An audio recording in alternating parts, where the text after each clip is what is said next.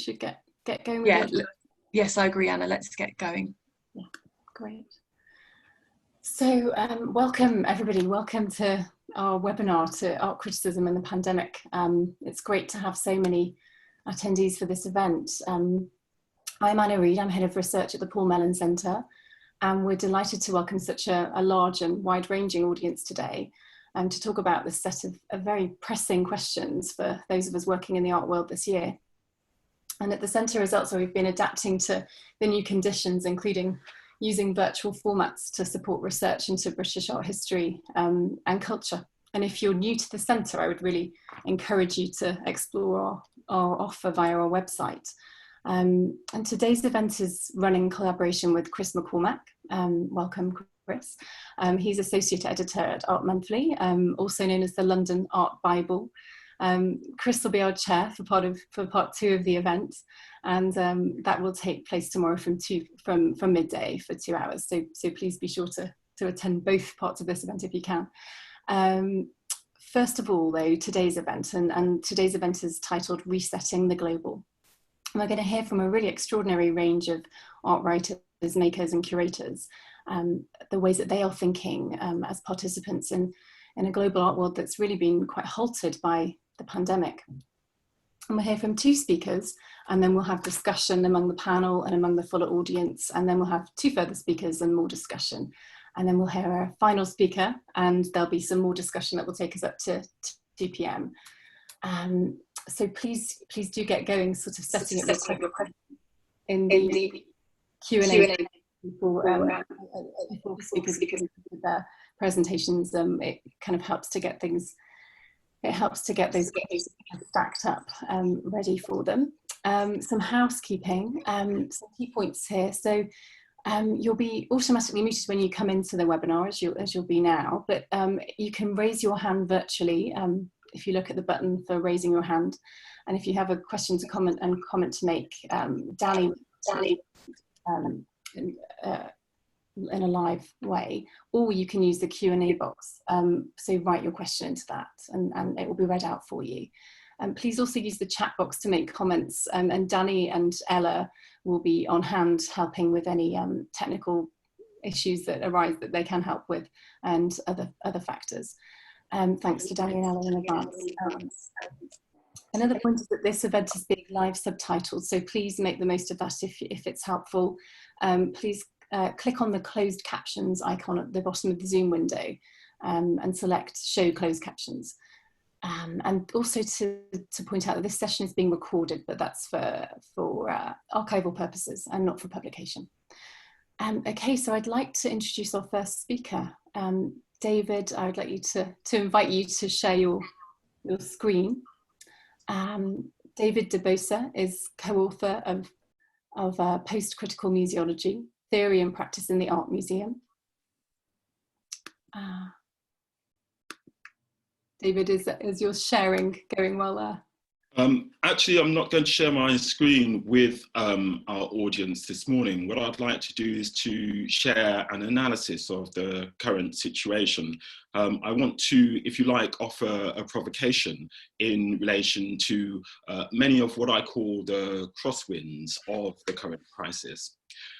My talk this morning is going to be brief because what I want to do is to point us towards a series of questions that we can consider in respect of the effects of the current situation in respect of our cultural institutions, particularly the cultural institutions here in London.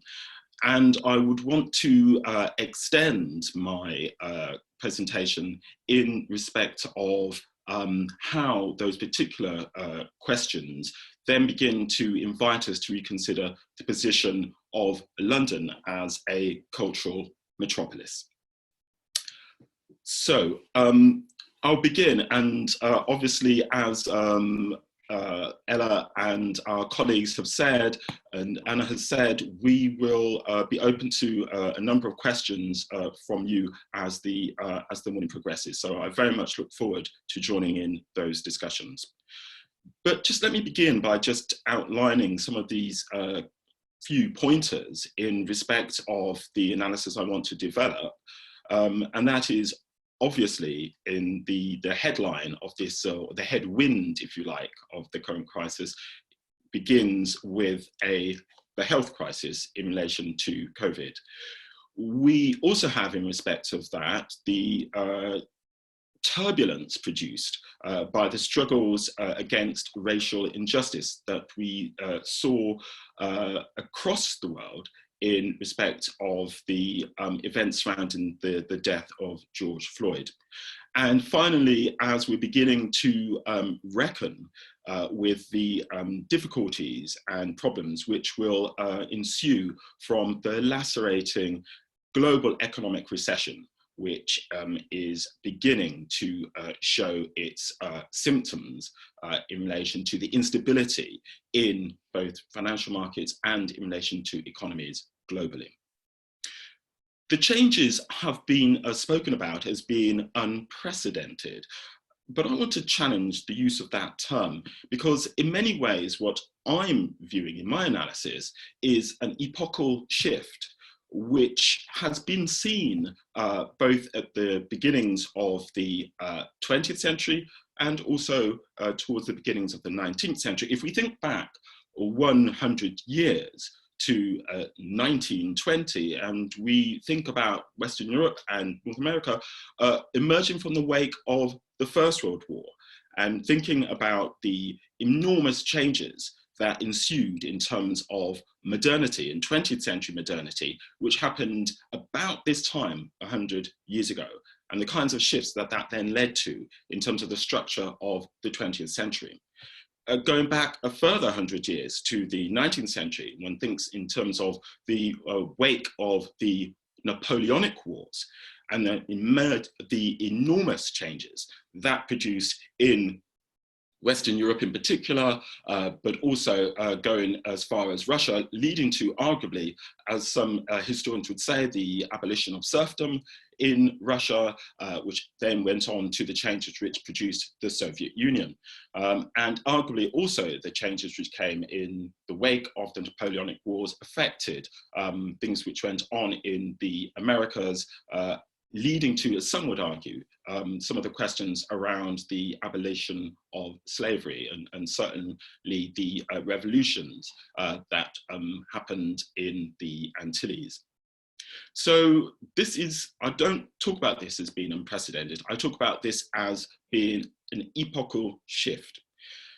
And although the shift is immense and wide-ranging, my analysis wants to focus our thoughts in relation to the ways in which these changes affect cultural institutions. And that will give us grounds to begin to take our discussion forward this morning. So I want to look at this in relation to three aspects of cultural institutions. One, in respect of audiences. Second, in terms of collections. And thirdly, in relation to structures of patronage. So first, in terms of audiences, the interface with audiences has to change and has had to change in respect of COVID. I've talked about this as being the model of the blockbuster is now bust.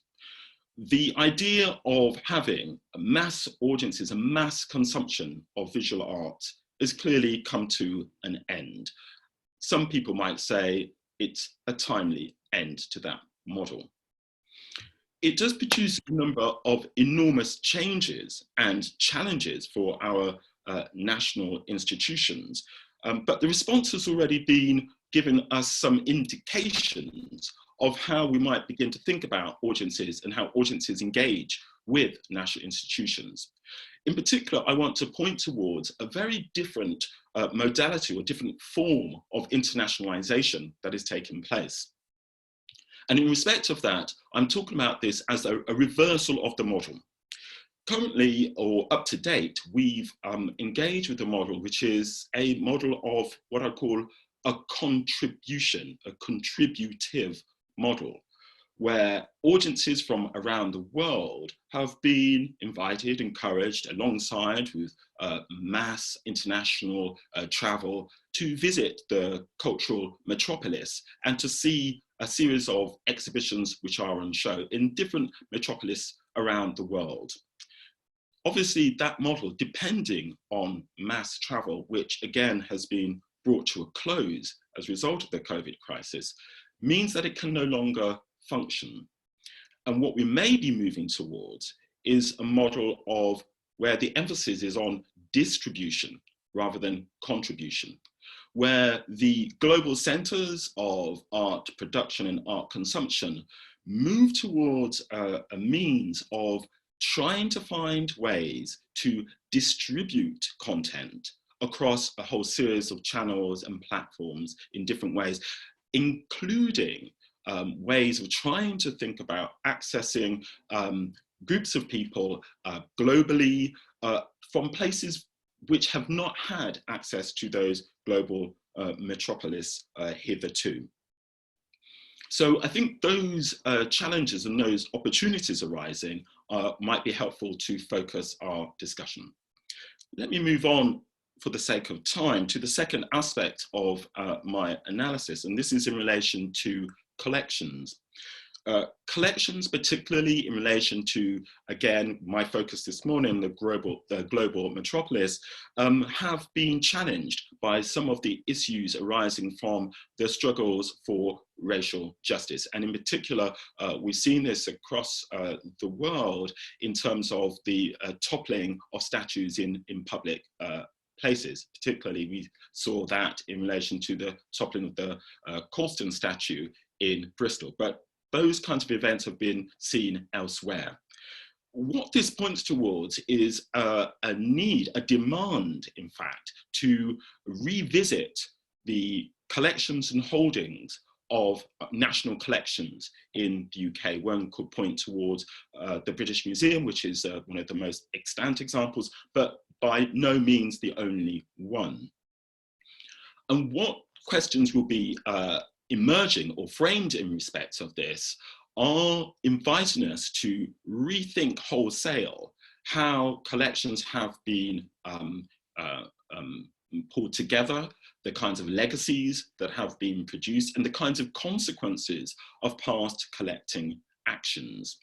So this will invite, again, a deep rethink of how we understand collections, how they are held, and the ways in which the cultural institutions which have constituted the metropolis so far need to rethink how they retain that status, or rethink what their function is in respect of global audiences.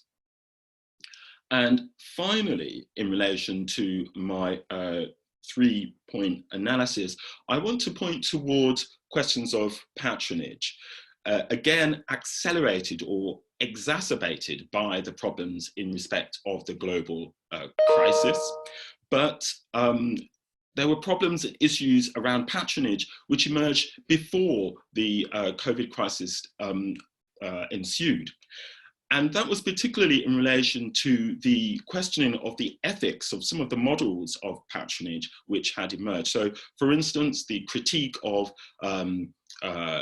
carbon and fossil fuel companies and their support of art institutions, critiques of certain pharmaceutical companies, their support of art institutions, and at its heart, what we're seeing, what we're witnessing, is a shift away from the reliance on what one could call the extractivist economies, in which we've relied on large-scale wealth accumulation to support our institutions. The ethics of this were already under question before COVID crisis, and the recession, that third wind in this crosswinds of crises that I'm pointing towards, the recession, I think, is going to place that kind of model even more under scrutiny and in peril.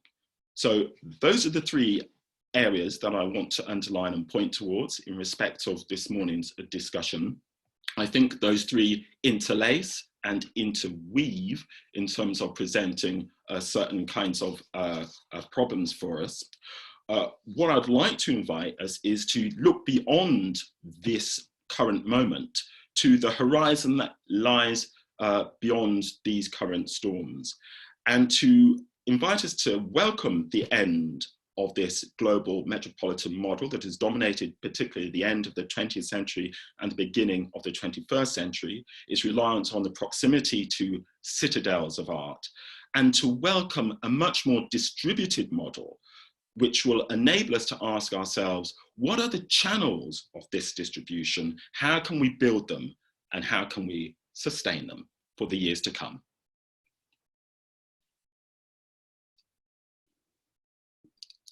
Thanks very much.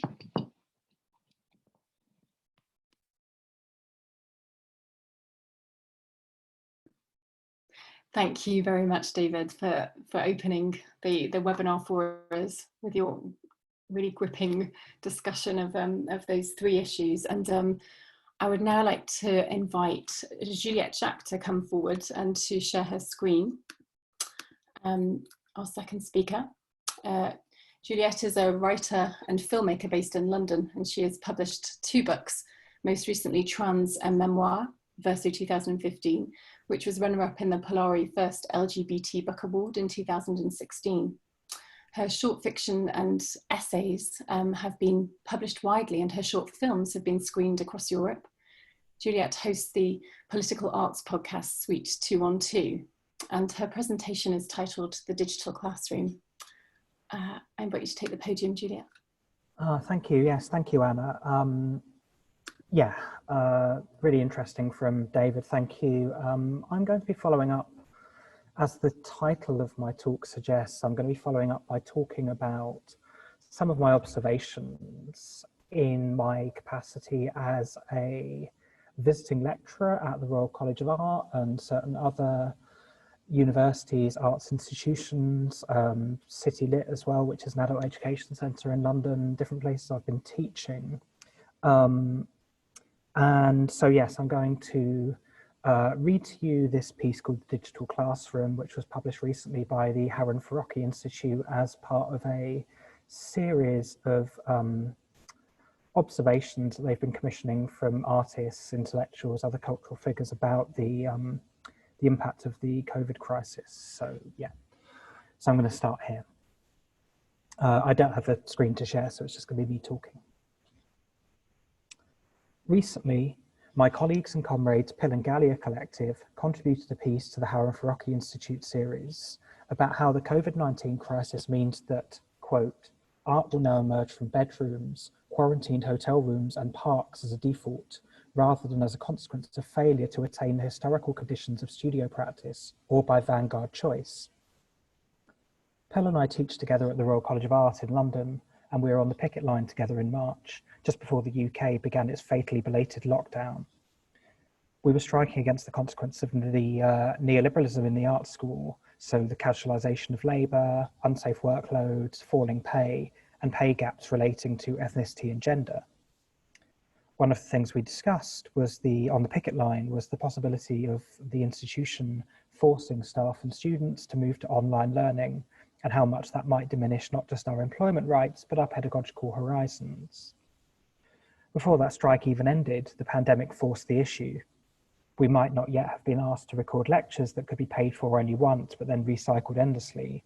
But we have been forced to teach students whose bedrooms are now their studios, running tutorials and seminar groups via Skype and Zoom. So what have been the pitfalls of this, and have there been any possibilities or potentialities? After a brief moment of optimism that the crisis might bring around the end of the UK's heavily mediatised culture war politics, if not the collapse of its kind of corrupt and decadent form of capitalism, it now seems that the post-COVID-19 world will probably be, as Michel Houellebecq asserted, the same but worse. In the shadow of that crushing election defeat in December, ending our hopes of a Labour government that would address the catastrophic state of British arts education, amongst other things, the main issues behind the strike, the precarity for teachers and the exploitation of students, have already been exacerbated. Art schools are laying off tutors on fixed-term contracts, with the fate of visiting lecturers who are effectively on 0 hours contracts still unclear. In many places, students are withholding their tuition fees, which are notoriously high, and in some cases have been unconditionally suspended by their institutions, and in some cases even threatened with being reported to the Home Office, and as such deportation, or if they've left the country during the COVID crisis, not being allowed back in. So, you know, this is not a good set of affairs for people really in lots of ways, and indeed quite a lot of my Skype tutorials have been spent encouraging students not to quit, and indeed not always successfully. In particular, I found that some of my international students have just found it easier to transfer to universities close to home, often in other continents. And this has happened as students have been struggling to adapt to losing their studios and just being asked to adjust their practice for a digital degree show, which isn't always possible. Work cannot always be moved online or even shown online or even moved somewhere where it could be filmed for online. And they're being asked to do all of this without any reduction in their, you know, frankly, exorbitant tuition fees, as I've mentioned. So for a lot of students, the hardest thing has been losing their crit sessions. And for those of you who aren't familiar with these are group sessions where a set of usually sort of somewhere between 5 and 10 students will spend a day taking it in turns to assess each other's work, moving between each other's studios as they go. And this has been hard because they've lost that point where individual creativity and community collaboration meet. So the conditions of digital teaching best suit students who are making work that can easily be shared online, often moving image or text, which are two fields that I specialise in. And so the most rewarding points of these traduced conditions have been the seminars I've done with my critical writing students on the MA programme at the RCA. So using Zoom, I ran 3 classes on the subject of identity. The first one covered transgender writing, the second one covered patriotism, and the third one looked at links between colonialism, anti-immigrant rhetoric, and government policy, focusing on the United Kingdom, where, you know, all of these things have been horrendous and not really properly processed historically or in the present. Of these, I found the patriotism class the most interesting, partly because the students hadn't really been encouraged to think of patriotism, and particularly Englishness, as a form of identity politics in a time when you have in particular right-wing political commentators constantly talking about both identity politics and people not being sufficiently patriotic, or the effect of migrants on English patriotism and nationalism. But it was also interesting because the conversation took place in a space that was global. Here, as in my tutorials, I had students calling in from across Europe, Asia and Australia. But given the lockdown, all of these became these kind of nowhere places to some extent. The distinctions between them blurring into the little boxes that lit up whenever somebody talked, like is doing now. In a sense, this was exciting, introducing a new kind of equality between the participants, with interesting implications for the national identity politics that were under discussion. But what was lost, I felt, was the personal and creative development that comes with moving to a different country. Being immersed in a foreign culture brings about a perspective shift, both for the individual who moves, but also for the people they meet. And it's harder to replicate this, this experience online, these kind of exchanges. And it's interesting to also think about the fact that a venue like the RCA, the Royal College of Art, you know, David was just talking about these sort of global metropolitan centres of art, and the RCA, of course, is a college with a big international reputation that attracts a lot of students from other countries, particularly China and Taiwan, who don't necessarily stay in the United Kingdom after finishing their studies. So there's this sense of this kind of 2-year cultural exchange that happens at a space like the RCA before the effects of these exchanges maybe go and reverberate on different national or international art cultures. So that's something interesting to think about there. At the top of the show, at the top of my talk, Anna mentioned the art podcast I make called Suite 212.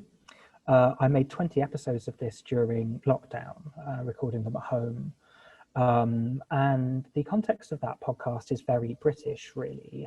I mean, it was launched in response to the 2017 general election, which was a good election for the left, and seemed to open up lots of interesting conversations about cultural democracy, I stopped doing it in May 2019 due to the kind of amount of time and unpaid labour it took.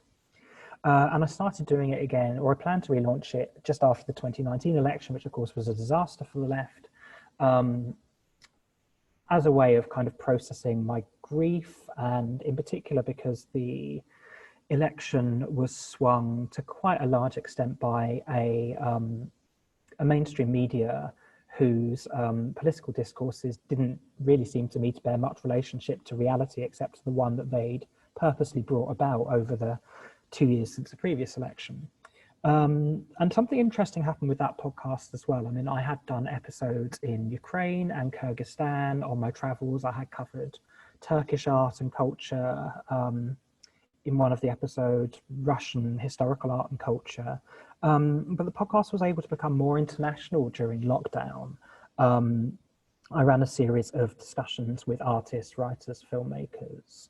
The idea being to give people something else to think about during the COVID crisis, and possibly some sense of sociality as well that was lost with the lockdown and not being able to physically see people. So I spoke to artists from Macedonia, Israel, Slovenia, the United States, Canada, a British Iranian artist, just to name some examples. But most of these people were actually people that I had met in person who moved to London, or that I'd met on my travels, or had met on their travels. So there was a sense that actually you still needed that physical exchange in order to engender these online conversations. One of the guests I had on was the London-based Israeli artist Ari Ashri, who talked about how this digital shift has firstly impacted on the students at the Ruskin in London where she teaches, but also how it's benefited, or at least not actively deprivileged, people with disabilities or people who aren't privileged enough to be able to relocate, like many of the Royal College of Art's international students, and how a blend of physical and digital learning is likely in future. On the face of it, this seems positive, despite the extra work that it will engender for tutors who, of course, in the current context, would guess unlikely to be paid extra for it. You know, in a country where everything that moves or doesn't move even has been privatized, and in which every last penny is being squeezed out of students, especially the international ones, who I think are maybe the least likely to return for the first post-pandemic academic year. The further corporate and tech takeover of arts education and higher education generally is a huge concern. For such development to be any good, it really needed to happen after a revolution in the ideological climate, indeed the ones we were trying to bring around in December in the UK. So for the art school to survive, let alone thrive in the future that Michel Houellebecq predicted, we'll need to adjust not only our tactics for working and teaching, but also, I think, for industrial action and, most crucially, international coordination and cooperation. Thank you.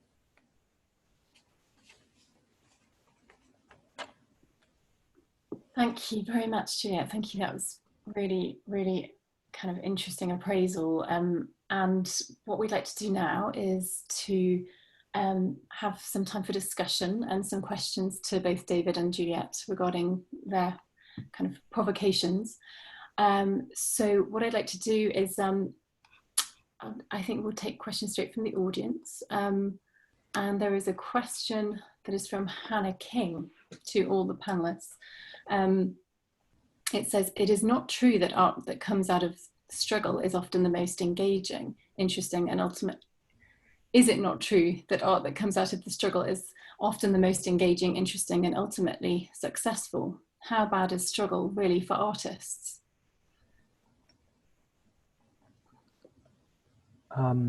Interesting question. Would anybody like to respond to that one? David, please go ahead and unmute yourself.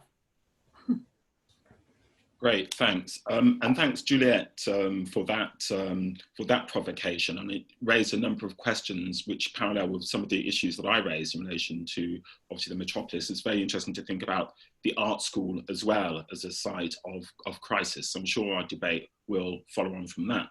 But to take on the question about art arising from struggle, yes, I think there is a great deal of work that's been done around the question of struggle, particularly political struggle, and art arising from that space. But there's also another way of thinking about this in terms of understanding art as arising from many different sites of struggle. So the side of ostensible politics, whether they be economic politics, whether they be class politics, whether they be gender politics, racial politics, all of those are sites in which we've seen incredible work and artists emerging or engaging with those questions. But I wouldn't want then to exclude the question about internal struggle and the idea that art might emerge also in relation to a kind of what we might call an intrapsychic space. The kinds of spaces which people like, of course, Judith Butler have written about, Eve Kosofsky-Sedgwick, and a number of people Peggy Phelan, have written about the importance of taking on the space of the intrapsychic, what's going on within our minds and within our bodies as spaces of struggle as well. So if we can think about struggle in an expanded sense, then we can begin to think about the space out of which art emerges in a much broader framework. And I think it's that I would invite us to think about. I think particularly in this moment of lockdown, where a lot of struggle has been going while people have been isolated. So there's a politics in relation to the isolation that we need to take on as well. Yeah, I mean, I won't add much to that, but I will just sort of say that, you know, in the talk I've just done, talked about the socioeconomic conditions in which teaching and cultural exchange takes place. And I think it's important to keep thinking about those conditions as a very important site of struggle, because, you know, we have governments who, you know, in the British context, for example, you had, after the Second World War in particular, and the sort of epochal shift that David talked about in his talk, you know, you had the provision of what theorists call cultural democracy. And so in the sort of 50s, 60s, 70s, up to the 80s, really, when it started to be destroyed by the Thatcher government, you know, these channels made available, whether they were funding streams or well-funded television and radio networks, particularly, of course, the BBC, that provided opportunities to people according to gender, class, race, that they hadn't really done before, and have really realised actually that was a strategic error to do that. And a big part of the neoliberal project has been destroying those possibilities again, and the assault on the art school at the moment is just one part of that. So that struggle is particularly important, not because it produces good art in itself, but it improves the conditions under which art can be made, and I think that's really worth keeping sight of. Thank you. And there is another question here from Corinna Lotz, which I think sort of does follow on from that point of yours, Juliette, which is David spoke of three crises: health, George Floyd's murder, and decolonisation, and global economic crisis. There is a fourth which is more hidden: the crisis of the state. The extractive economy is the neoliberal capitalist economy, and that's why the Citadel blockbuster became a predominant form. Shouldn't we think and act deeper, finding a way to connect the Cultural Revolution into a social revolution? Yeah, yes, I agree. And again, I think this partly comes down to issues around distribution of funds, and you know, these questions again. I mean, I'm sorry, because we're talking in a talk called Resetting the Global. I'm sorry to bring it back to the British context again, but I think, you know, other countries have similar questions being asked and intriguing similarities and differences in their response. But of course, in Britain, we've just seen this week the Chancellor Rishi Sunak finally announced a support programme for the arts and for theatre in particular. It's very badly affected by COVID. But it's looking more and more likely that the money for theatre will go to big theatrical institutions that are already very well established, or at least they'll be prioritised, you know, in the same way that during the austerity period, when the state was slashing funding for the arts left, right, and centre. You know, in some cities, Newcastle, for example, in 2013 had its arts budget cut by 100% by its local council. You are seeing, you know, during that period, you'd often see, you know, funding for opera in London protected, but lots of smaller venues in provincial towns and cities closing down. So there's a real anxiety that the same thing is going to happen here, that the kind of spaces that produce like big, not particularly politically engaged work will be allowed to survive, and the spaces that produce more formally and politically subversive work, or even do something quite interesting with links between the formal and the content, they'll be the ones that are allowed to go to the wall. So yeah, the question of like where the state distributes its money and kind of implicit patronage are really important, I think, yeah. Yeah, thanks, Juliet. If I could just add to that, I think it's a fantastic question about trying to see where we can go deeper. And I'm grateful to Juliet for that very precise indication of some of the applications of some of these questions. I want to offer a parallel to what Juliet had spoken about in terms of inviting us to think about what, if you like, some of the global tensions are at stake now. Let's try and go back to, if you like, the what I call the apogee of neoliberalism, of the neoliberal project, which incidentally, or interestingly, came about, as far as I see, with the Obama project, which in many ways was trying to bring to fruition many of the work that had come out of the earlier Clinton project. So in many ways, President Obama was the inheritor of the Clinton legacy, the direct inheritor of the Clinton legacy. And part of the work that was done there comes really, again, in terms of the shaping of an epoch, in terms of what happened globally, in terms of how we responded to the crisis of the 1970s. And the move there was to try to set up this model of international neoliberalism. So the expansion of markets, the enabling of the international flow of capital, and in particular in relation to London, we saw the Thatcherite project setting up Big Bang 1 and Big Bang 2, which enabled the City of London to become this centre of transnational capital. So those projects, which were to a large extent successful, and in fact perhaps were too successful, led to the moment where the Clinton, Biden and Obama project came together with the Trans-Pacific agreement with China. So what that was setting up was a whole different way of trying to organize the world into these different power structures, these different power forms, and to have this global circulation of capital with as few restrictions in relation to capital flows as possible. Free trade was the headline. In relation to that, it was clear that large populations across the world began to panic. Different power forms began to emerge which wished to counter this move. And we saw this direct contrast then with the shift of gear towards protectionist policies, towards nationalism, towards moments in which the state, and this was at the heart of the question, I think, the state sought to reconfigure itself as a nation state format, pretty much in the forms that we saw emerging out of the 19th and 20th century. So it's been a very retrogressive step that we've seen recently, and the responses to COVID have equally followed through in that retrogressive logic. Now, in my view, I do not think that the neoliberal project is entirely dead. I think we're going through a moment of pause in which people are trying to take stock of what the consequences and ramifications of the triumph of that project really might be.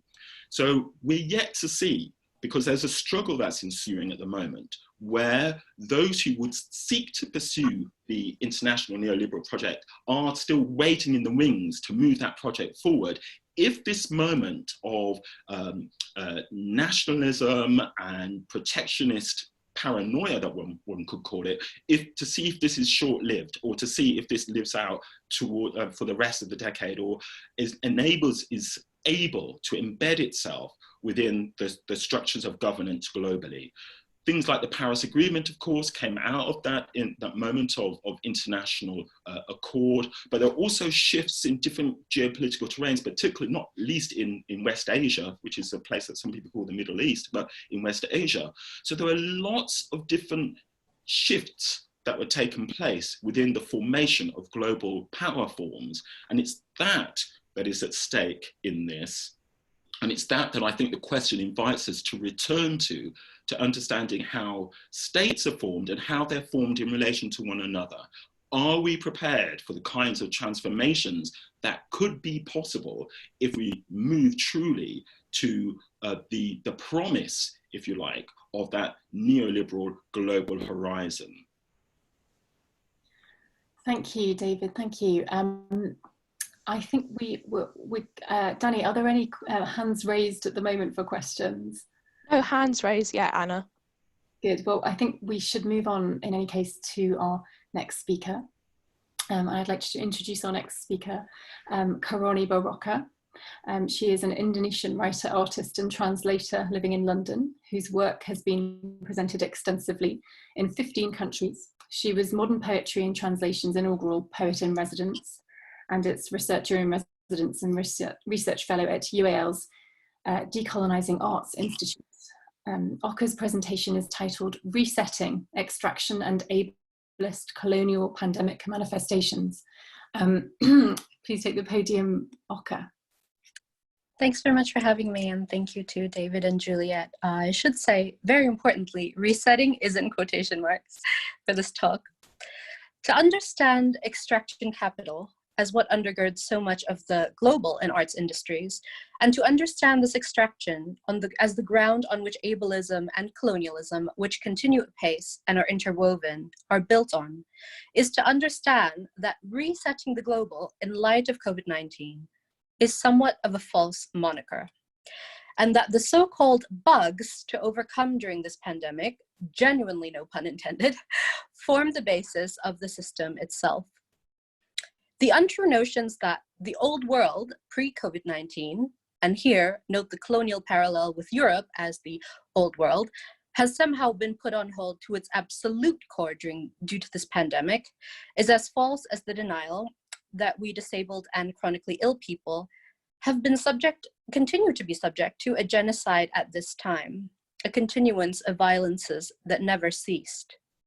What's happening now is a denial of our very existence, excluding chronically ill and disabled perspectives in, of all things, an actual global pandemic of illness, excluding we millions of disabled and chronically ill artists and educators who've been working under pandemic conditions for decades, yet whose work is still rarely highlighted, consulted, or cited amidst a rise in non-disabled artist work on newfound isolation.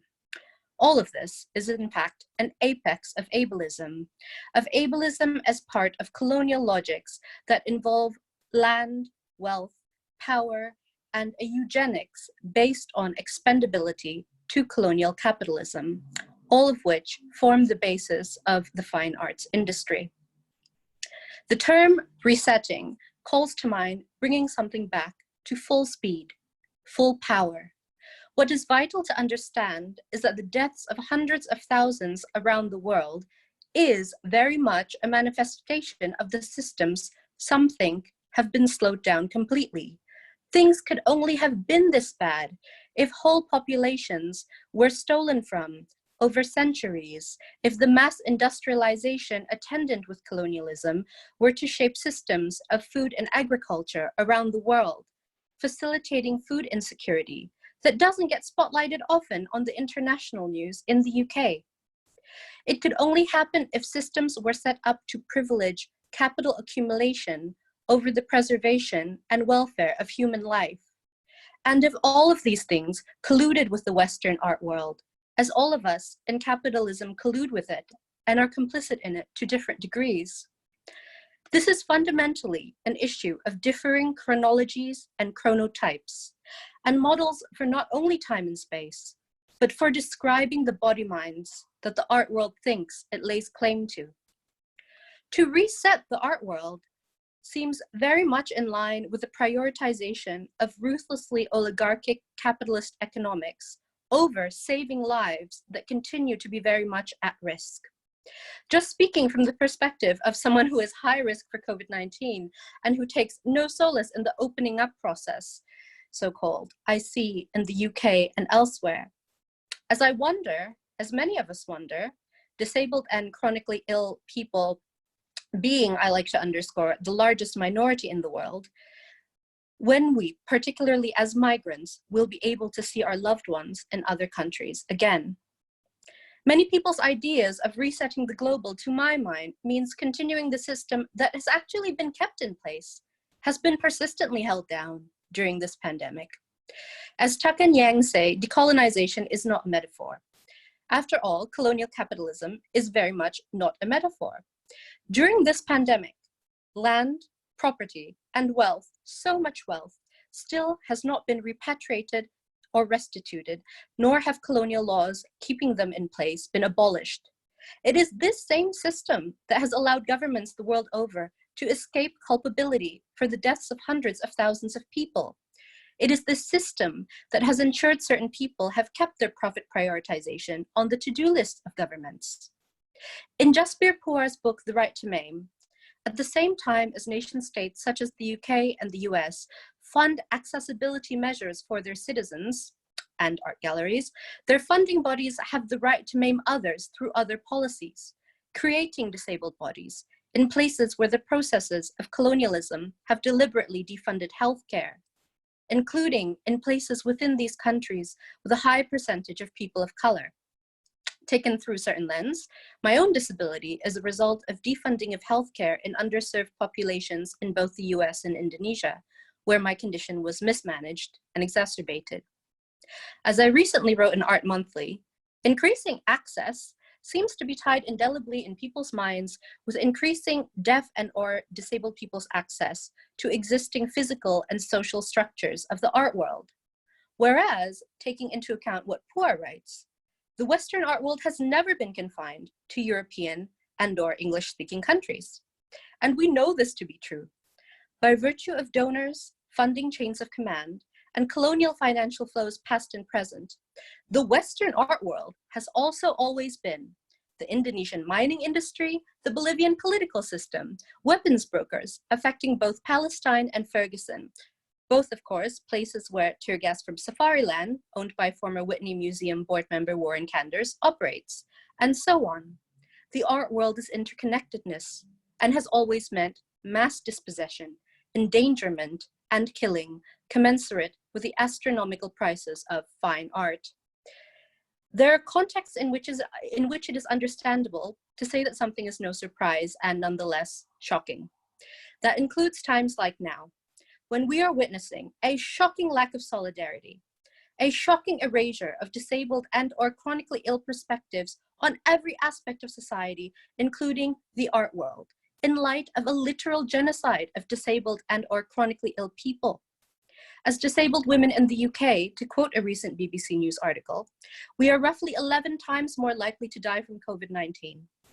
With new data suggesting around 2/3 of people who've died of coronavirus in the UK have been disabled, among them many artists. And this danger is heightened for those of us also deemed BAME, Black and minority ethnic, also disproportionately likely to die.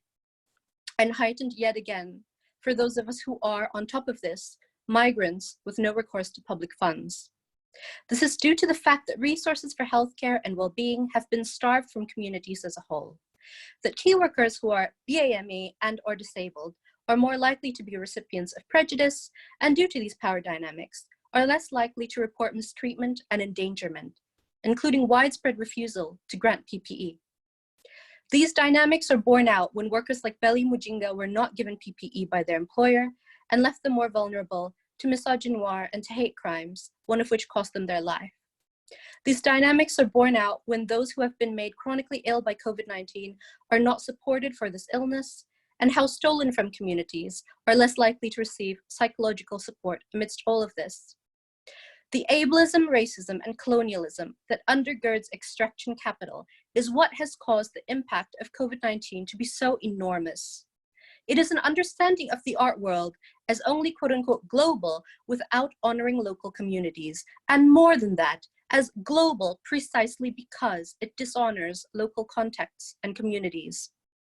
Ableism needs to be understood as the processes that deem only some kinds of bodies good bodies, meaning worthy of saving, of protecting, of honoring, of uplifting,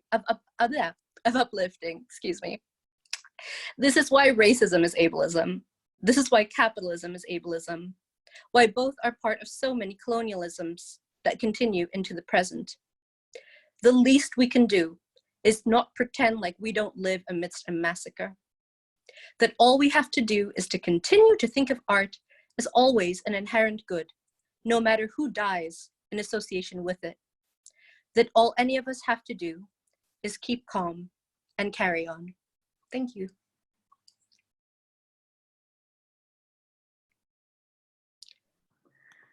Thank you, Oka, for such an explicit description of conditions, and thank you. And what I will do now is invite Barbara to talk before we go to any further questions. Barbara Rodriguez Munoz is exhibitions curator at Wellcome Collection and a guest editor for the forthcoming Documents of Contemporary Art Health, a title co-published by the MIT Press and Whitechapel Gallery, coming out in September 2020. Barbara's presentation is titled The Land of Healing. I invite you to take the podium, Barbara. Thanks, Anna, and thanks, Chris, for inviting me. I am going to share a screen. I'm going to share a presentation. So yeah, I work at the Wellcome Collection, and over the last couple of years, I've been editing this anthology on health and health in art. So I work with health and I work with care, problematizing them, expanding them. So from projects around chronic illness to the climate breakdown and the fragile connections between human and planetary health. For me, this means challenging notions of normality, of healthy, productive bodies, and engaging with the politics of health. So how health intersects with race, gender, coloniality, climate justice, and so on. So for this talk, I'm going to try to join the dots between previous projects I did and other that are ongoing, and I was working on them pre-COVID-19. I also want to talk about our collections at Wellcome and current reflections responding to the pandemic and the anti-racist movements.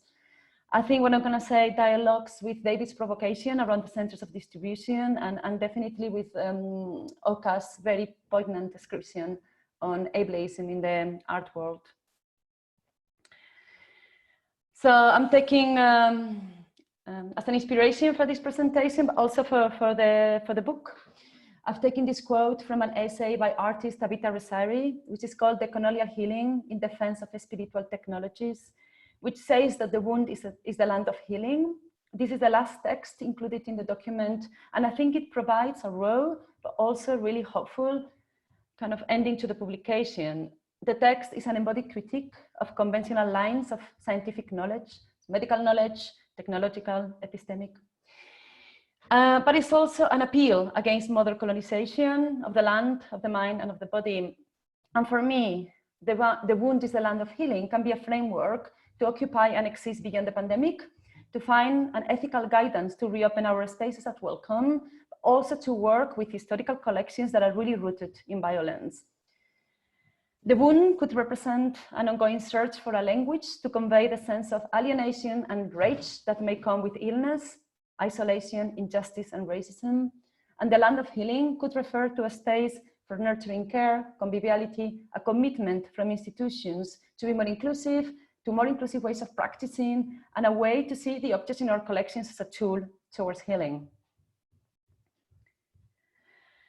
Both as an editor, as a curator, I try to create safer spaces where vulnerability can be exposed.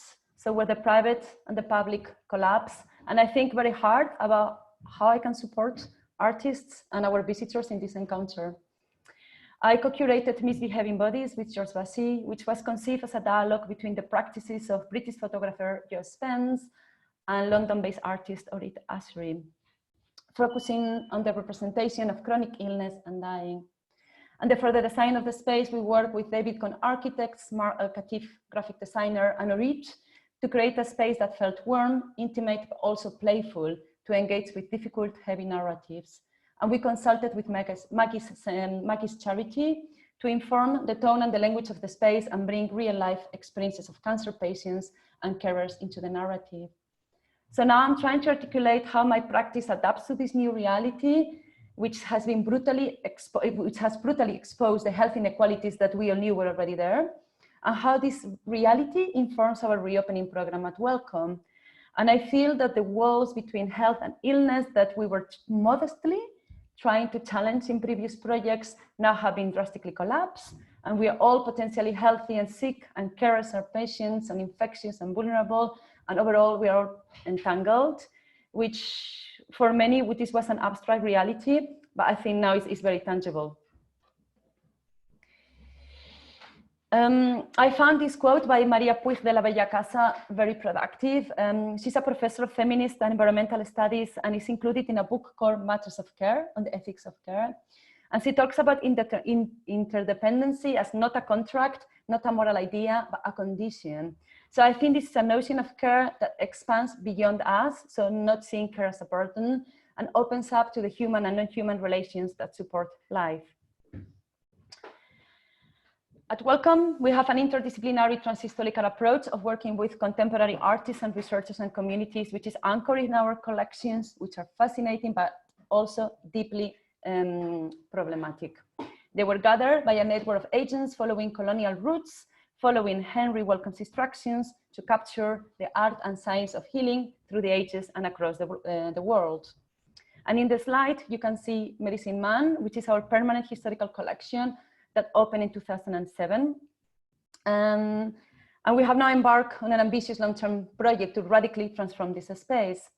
You can see on the image how it shows objects from different cultural contexts, often with no provenance information, and some displays that could be seen as insensitive, such as this line of forceps on a red velvet case. So it clearly reveals the patriarchal colonial structures that were at play when the items were collected, which also persists these days. And last week, we announced our anti-racist, anti-ableist statement, which provides public accountability of how we're embracing the uncomfortable legacy of our collection as a way to center the narratives and live experience that have been silenced and ignored. In 2017, I curated Ayurvedic Man, and I was determined to avoid one of these blockbuster neo-Orientalist displays of Indian medicine, which we have seen. And this is what I felt was expected by some, and this is only 3 years ago. David was talking about the death of the blockbuster.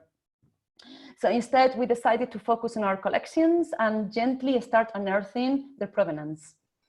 The narrative of the show was full of gaps. It was dissatisfying for many, but necessary to start addressing the complex narratives of rupture, exploitation, and representation that arise in collections that are built from colonial encounters.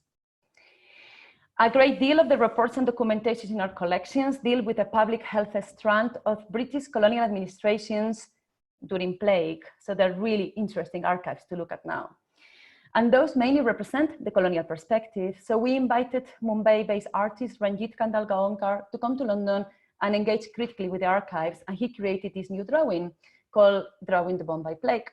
And as you can see, it's like a long and intricate drawing that reimagines the events that took place during the plague outbreak in India in 1896, depicting the unpopular measures imposed by the British colonial administration, sanitation, quarantine, hospitalization, also familiar to us these days, and a range of local responses, including ancient medicinal practices. And we can see how history is repeating in the images of Ranjit's drawing and how uncanny that feels. Here on the slide, we have Henry Welcome on a donkey on the left with a mustache and a hat in Ecuador, searching for quinine. So I've been looking at our botanical collections for a forthcoming exhibition on plants, which has been postponed for 2022. So quinine is a chemical that is extracted from the bark of the cinchona tree to treat malaria. And quinine was really central to the expansion of the British and the Dutch Empire because it protected soldiers and workers. These administrations, these colonial administrations, appropriated the seeds and the samplings from South America in 1860 to establish plantations in Indonesia and India and mass produce anti-malarial drugs. This resulted in monocultures with intensive labor that had a dramatic social and environmental impact. And now we hear Trump recommending this chemical for COVID-19. So this for me reinforces again the power of these types of collections to offer counter narratives, and in this case, to connect indigenous knowledge with current environmental racism. And just to finalize, the book, the Document of Contemporary Art Anthology, which is focusing on the ethical, aesthetic, and political significance of artistic practices connected to health. The cover is still images from Patrick Staff's video, Weed Killer, which is inspired by artist-writer Catherine Lord's memoir of her experience of breast cancer. The image is made with a thermal camera, which I think is a very loaded aesthetic right now. It's used in cancer imaging, but it's also used in surveillance and is being used in airports during epidemics. So with this book, I really wanted to privilege and amplify personal experiences. So the personal is political, as David said, the body as a space of a struggle, and focus on how our sickness and our traumas reveal structural aspects of our societies, which we are seeing now. And I think that we can speak of a turn in health in contemporary art with artists like Orit Ashery, Caroline Laser, Johanna Hefda, Park MacArthur, Tabitha Rosari, Patrick Staff, but also in literature with Anne Boyer, Dodie Bellamy, Maggie Nelson, Oka, crossing both, and there is a rich dialogue between these disciplines. And I think that is a turn that is not happening in a void, but is informed by feminist and queer thinking, as well as continuing the legacy of other 70s, 80s, 90s movements, such as artistic responses to the AIDS crisis, critical psychiatry, clip theory, and the colonial practices. And what I think that really emerges in the book is the prevailing blind spot within diversity agendas in cultural programs, where health intersectionality is not articulated and is not nurtured. I think, or I feel that institutions are at early stages of developing curatorial and educational practices that tackle health marginalization. But I think that artists are really leading on these changes, not only by making works that engage critically with health, but also through the publication and enforcement of access guidelines. So as you can see in the slide, this is a quote taken from Caroline Laser, A Promise and a Practice. Here in the UK, there's the document Access for Artists by Leah Clements, Alice Hattrick, and Lizzie Rose. And I added some links here if you want to check them later. I think it's very hard to reconcile these rigid institutional dynamics with the ever-evolving and fragile undertaking of embracing health diversity. And I find this concept by Mia Mingus, Access Intimacy, extremely helpful. I'm still trying to bring it down from a more kind of intellectual level to a more kind of practical, even somatic one, but I recommend reading it. And like many of us, with the reopening of the museums and galleries, I'm hoping that the recovery will be green, that it will be inclusive, since large visitor numbers is not going to be an imperative for a while. So with my colleagues, we are thinking about how the museum becomes a space of sanctuary, but a critical one. So one that can hold and engage with the current anger and rage, also be supportive and safe or safer. So how can we achieve this balance? Capturing the quote I started with, the wound is the land of healing. Thank you. I'm going to stop sharing. Yeah. Thank you so much, Barbara. Thank you very much. That was really, really wonderful to hear. And I wanted to open the questions that you were talking about neo-Orientalist displays of medicine, and obviously avoiding, in your position and in your role, avoiding any such display. Could you expand a little bit more on what you mean by that phrase? I'll try to keep it brief. So to try to avoid some of these displays that perhaps are othering other forms of medical knowledge that are not rooted in Western medicine, and perhaps present, in this case, Ayurvedic medicine as a curiosity. To try to avoid the idea of the cabinet of the curiosity, And for us, the way to do that is just to center the narrative of how those amazing Tibetan Buddhist manuscripts came to the UK, and try to trace kind of that narrative. So the study was unsatisfying. Some people saw the word Ayurveda there, and Ayurveda has now been co-opted by the marketplace, and they expected to engage in a discussion of whether you kind of this dichotomy between Western and non-Western medicine, and kind of like pit it against each other. But actually what we did is to expose the gaps in our collections. Thank you. I'd also like to ask now whether there are any questions to come from any of the panelists today before I go to the Q&A box.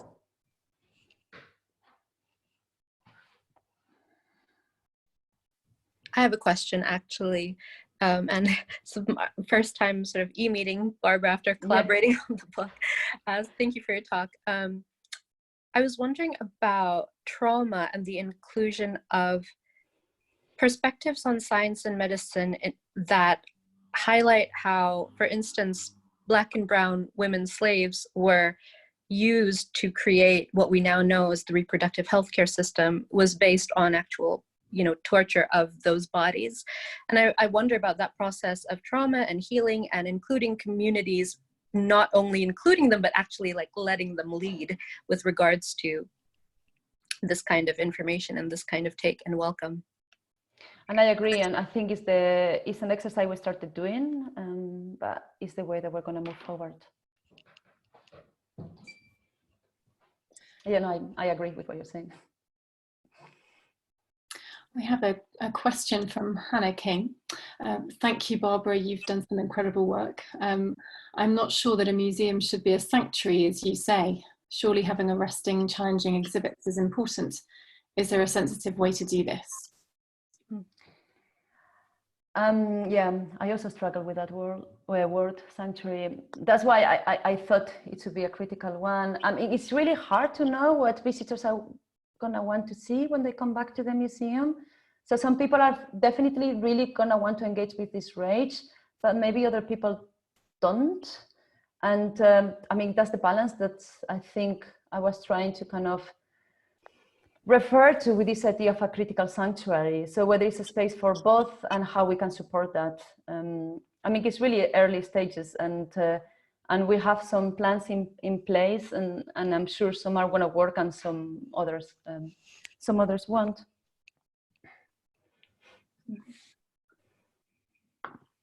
Okay. David, please go ahead. Yeah, thanks, Barbara. Can I just ask you about where you and your colleagues are in relation to the debates in the institutions about cultural repatriation and restitution of artifacts? I'm sure that the Wellcome as an institution has a position, but I'm just wondering what's the level of the debate among curators, and to what extent is that debate now in the public domain? I'm sure that some parts of it need to remain behind closed doors as such, but where are you in relation to your public position on some of those questions? So there was the public statement that was released that week. I think, I mean, there may be other colleagues of mine that may be in the collections and research teams and in the project towards the reopening of that gallery, which is a 4 or 5 year long-term project that will be better placed to answer this question. So we are having these conversations, and we are starting to talk to other institutions and learn from what they are doing. I think that for now, they're happening within the institution. I don't think they are public, but I think they will become very much public as we start communicating how we are planning to kind of recurate, reimagine, or kind of like turn upside down that gallery that you saw on the slide. I have an interesting comment from Corinna Lotz, which I wonder how all of you might respond to. She says, I can't see what's wrong with the museum as a place of sanctuary. We have so few places, and those who are vulnerable in whatever way need them more than anyone. Oka, would you have anything to say to that? It's so funny. I was reading those questions and I thought, forgive the very crude analogy, but museums are like food or music, right? There's so many different kinds. And I think, you know, in terms of leadership, in terms of curation, in terms of actual physical location, where the funding comes from, there are so many models. And I think there's scope for museums that are kinder, but that doesn't necessarily mean sanctuary is always a good thing, or something that is arresting and challenging as not being part of a sanctuary. I think we need to get beyond binaries and have a more nuanced conversation than that. Mm-hmm. Mm-hmm. David, go ahead. Yes, and thanks for introducing that idea of sanctuary. I think it is deeply thought-provoking, and I do understand it in respect of spaces which are troubled or contested, and the possibilities that cultural institutions might provide something else. But I do think that across the papers, the talks that have been given this morning, I think there's a rich invitation to try to think maybe a little bit differently about the ways in which we understand the spaces and our relationship to them. I think there's an invitation to what I would say, perhaps in a grand way, of a different kind of topography, a different way of understanding our relationship between these spaces. So rather than a sanctuary as a space to go to, you know, a space that one would flee to. Interestingly, you know, the Southwark in London used to be a space of sanctuary for people who were criminals in the city of London, and people just had to get across the river to Southwark to find some form of sanctuary. That kind of belongs to a sense of a time where there might be a space that one would go to.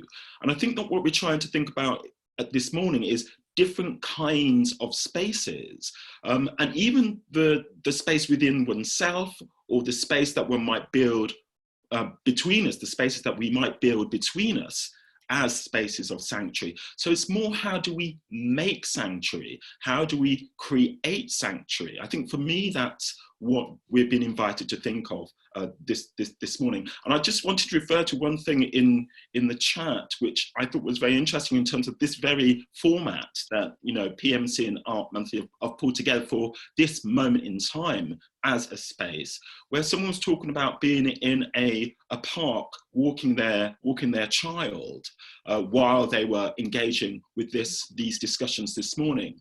And for me, I thought that is exactly the kind of nuanced and distributed model of engagement that I think this kind of moment is enabling us to do.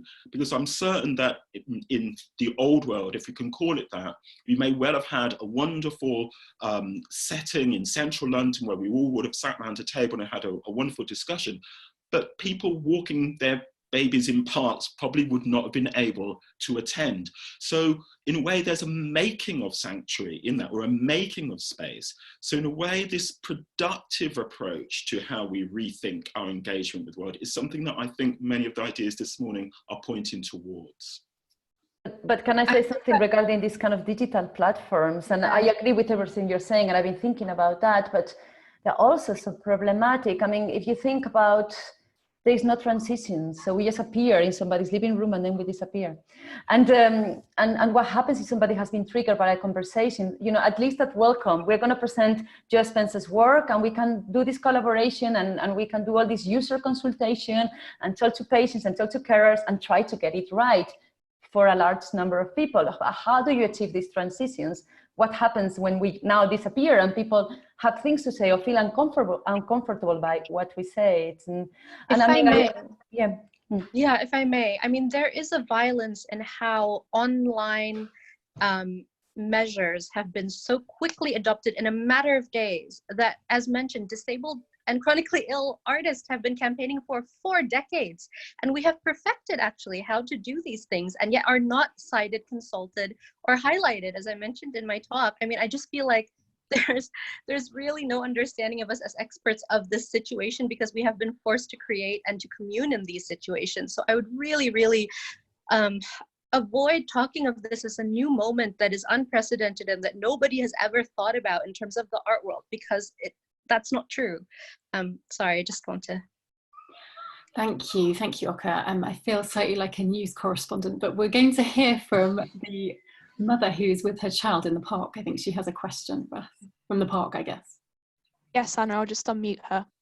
Thanks, Danny. Can you hear me? Yes, hello. Okay. I want to thank everyone for coming online and joining me in my maternity leave. It was very poetic about building online access, and of course Kirani's right about how quickly things were adopted during COVID-19, the violence of the sort of ignorance that sort of encapsulated. For example, the way they made homeless people suddenly all disappear off the streets and find them places to stay. Yeah. Some way comparable to the way people without access were suddenly gaining access to all these things. And it's been a subject of much of the discussions I've been having online about how the normalcy of these things has just appeared and could have been done so much earlier. But what I really wanted to ask was, Barbara mentioned something just in passing, which was wondering what the public will want to see when they come back to the museum. And I think that's a really interesting thread of thought, because during this whole pandemic, there's been so much noise from different sources, such as the news and social media and small groups with vested interest. And some of the things that are most misconstrued is the science behind COVID, what's actually happened and how it happened, and also why minorities may or may not be more disposed to it because of racism or because of genetic disposition. These kinds of questions that have just spread with misinformation are really, I think, will haunt us for a long time, because there's no central voice anymore. I mean, the BBC used to be a central source, but now people question it so much and it does get it wrong. So I just wondered if, so a museum, for example, is spacious, you know, it's so positioned within the scientific world, like the Wellcome or smaller groups and smaller spaces will be able to address questions such as the race one.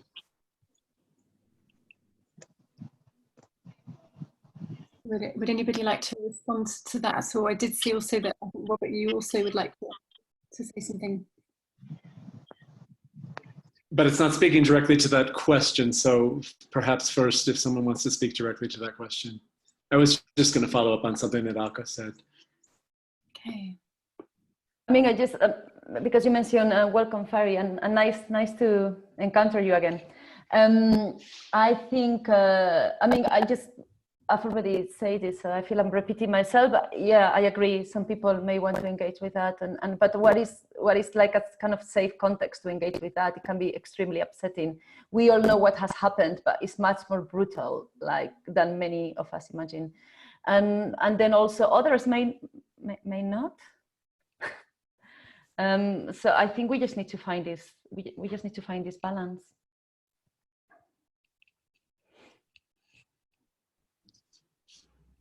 Robert, please go ahead.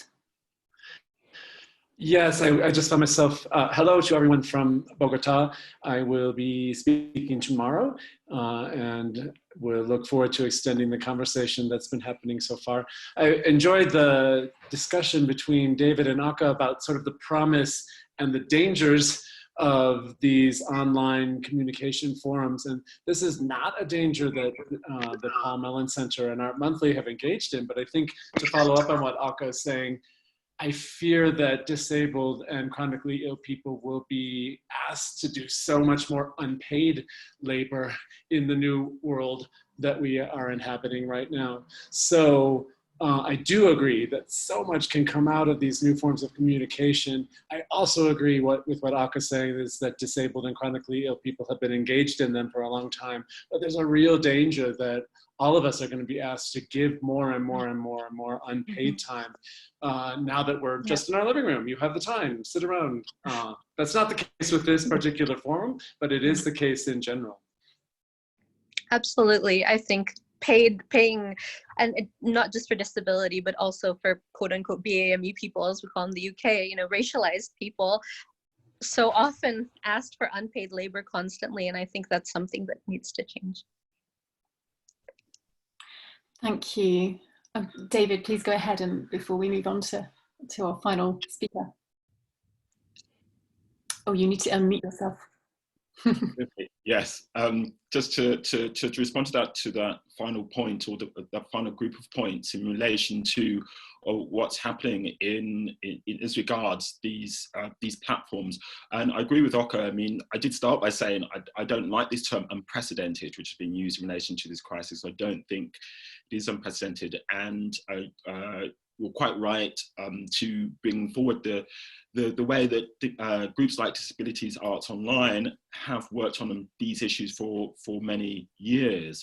But one thing I do want to point out is that there's an opportunity here to be thinking about the ethics of this situation as well as the economics. And I think when Barbara is referring to what happens as we disappear from the screens and people are left in their homes holding some of these questions, I think this is precisely the kind of matters that we do need to concern ourselves with. What are the ethics of viewing it in relation to this situation, and what are the kinds of protocols and emotional infrastructures in some way that we need to be putting in place to enable people to engage with these platforms in a way which we can feel comfortable with in terms of addressing some concerns which come out of the consequences of what we're doing. Absolutely. I think I agreed with that. I think my point was just that, going along with Robert's point, disabled people and disabled artists and curators in particular can act as paid consultants with regards to that. I think that's absolutely right. Thank you. I would now like to move on and to invite our final speaker to share her screen or to take the podium. I'd like to introduce Rahana Zaman, who is an artist based in London, and she works predominantly with moving image to examine how social dynamics are produced and performed. Her work speaks to the entanglement of personal experience and social life, where intimacy is framed against state coercion and biopolitics. Upcoming projects and exhibitions include the British Art Show 9 next year, Serpentine Projects London 2020, and she was shortlisted for the Film London Jarman Award in 2019, and her films are distributed by Lux Artist Moving Image. So Rahana, please take the podium. Her presentation is titled Slowness. Hi everyone, thank you Anna and Ella and Chris for chairing this and inviting me, and thank you to Barbara, David, Oka and Juliet for really amazing presentations. I'm slightly nervous or entering this space with trepidation because I think you've covered so much. So what I wanted to do was to start by just sharing a clip from a film called Your Ecstatic Self. It's a film that I made at the end of 2019, and it centers around a conversation in a car and then departs into other spaces, a green space where things are planted and a tourist resort in the mountainous regions of northern Pakistan. So I'll play that clip. It's about 3 minutes, and then I'll just follow up with kind of quite a short talk. So thank you.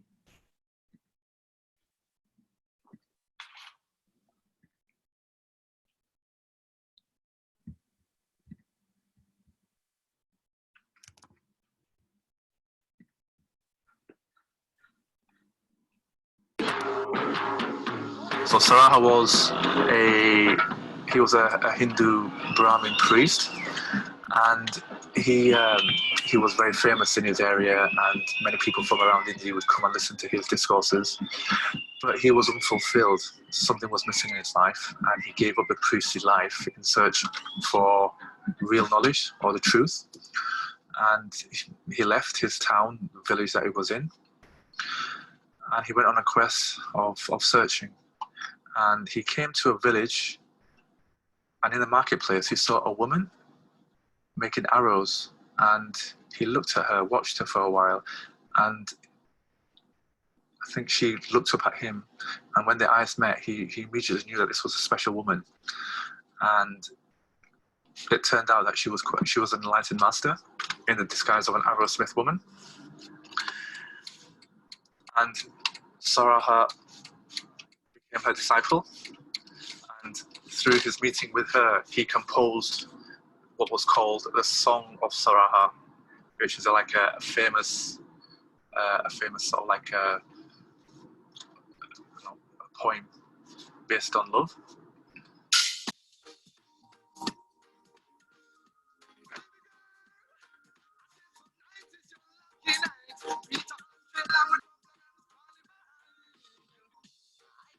Stare at you walking on the shore. Do I reverse now? Wait, hold up in the position. Wait, back into the drive. Just while I get that. You said of you picks me up above. Girl, when I look at you, oh, I fall in love. Do you want me to continue talking, or? Yeah, just talk and then I'll All right. chip in. Just whatever comes. So, good to. अच्छा अच्छे भूल गए थे रखना भूल गए थे मैं उनको बोला जी अच्छा हाँ अच्छा सुने बेन अच्छा I'll talk to her and come back home. She's got shy now.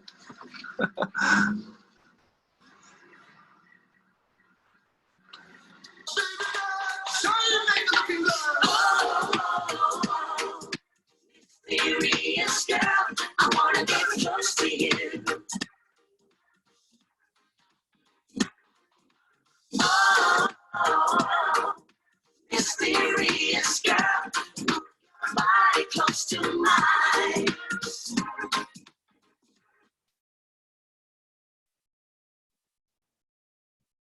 So,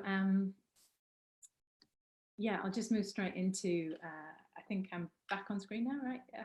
And hopefully the sound was okay on that, because I know screen sharing can be a bit weird like that. So I'm just going to read a short text, and then hopefully we can have a great discussion. So the excerpt I've just shared comes from a 30-minute film that sees a male protagonist discuss his spirituality and sexuality through Orthodox Sunni Islam to his current engagement with Tantra. Sitting alongside this narrative are sequences of land cultivation in a green space in the UK, and archive footage of a ritual taking place in Hunza, a mountainous region in northern Pakistan. The film coalesces with a number of themes I've been working through, looking to my own genealogy as a second-generation Pakistani Muslim woman, what I've inherited through that lineage, and what I'm trying to reconcile. And casting this within a wider conversation around social dynamics, how one is constituted by processes such as racialization or sexuality, how group formation is informed by them, and what possibilities we have for interrupting or deviating from these processes. So after I made this work, which kind of was wrapped up by December last year, I had such a strong and deeply felt realization that I needed to stop making for a while. And that desire came from an acknowledgement that it was impossible for me physically, mentally, and emotionally to continue working in such a frenzied way as the current production processes of the art world demand. As an example, the turnaround for this 30-minute film was 6 months, and the budget was pretty small, but the impact of the work was pretty big on a personal level. I mean, directly engaging with family history, unresolved relationships, and these bigger questions that I've set out. I wanted to explore what it means to create a body of work outside of the demands of public-facing outcomes, and to invest in a more deliberate and intentional process of making. And then as COVID took hold, very early on, life overshadowed any possibilities to think about art at all. Continuing to work through this period as a lecturer via online spaces, which Juliet spoke really beautifully to, moving flat in the middle of all this, and becoming a full-time carer for a 3-year-old again, as we were kind of put into this new home care environment. And seeing all the inadequacies of this profession in the arts, all the structural violences, the racism, the anti-Blackness, the exploitative, extractive logics, the neglect, the absence of care and accountability, all of this that was already known pushed even further into sharp relief. The capacity to think about creativity during these months diminished, and I'm still trying to piece together what this time has been for me and what it's revealed. I think it's too soon to be able to offer anything coherent as a reflection, but for this moment, I've returned to the work I finished in December last year and have begun to pick up again now with fresh eyes, hopefully through a process to speak to fostering alternative forms of practice, display and exchange as set out by the intention of this meeting. This year, as part of my practice of slowness, I had back in December planned 2 trips to Pakistan. One in April to work on a friend's film in Karachi, and then again in September to Lahore. And then it became clear that neither trip would happen. So I've been dwelling on what this work is when the physical imperative to move, to travel through space, to be in a place is actually taken away. In retrospect, maybe this gesture of travel wasn't slow enough. So I begin not with travel, but with land and grounding. And like so many people over lockdown, I've been spending a lot of time in the garden, being one of the lucky few to live in places where I have access to one in Walthamstow. And this builds on something I have much pleasure in, and realised over the last few years that when I partly got a share in an allotment 3 years ago and learnt about cultivation, growing foods to eat, medicinal plants and flowers, and working with and coming to understand the complexity of soil and the importance of soil, conjuring, to quote a friend, Taylor Lamel.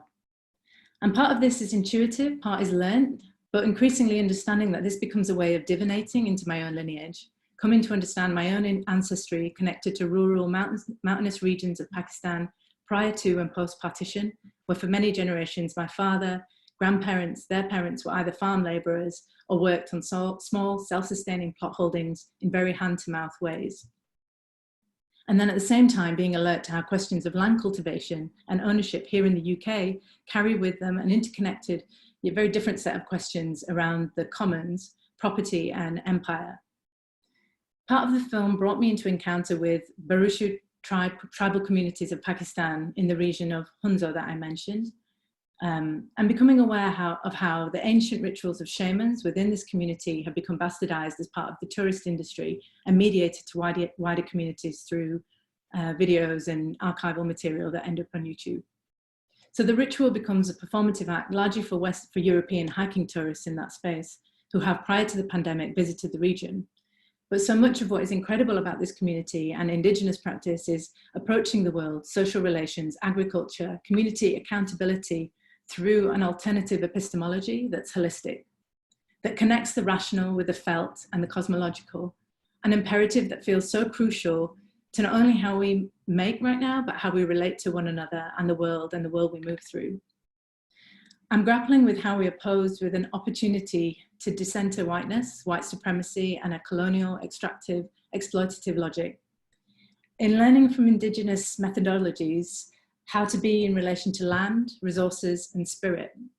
How do we stay alert to the ways in which we might redeploy a settler colonial logic as a fetishizing gaze, as a non-relationality or surface level interaction with otherness that again reproduces this notion of ownership and property.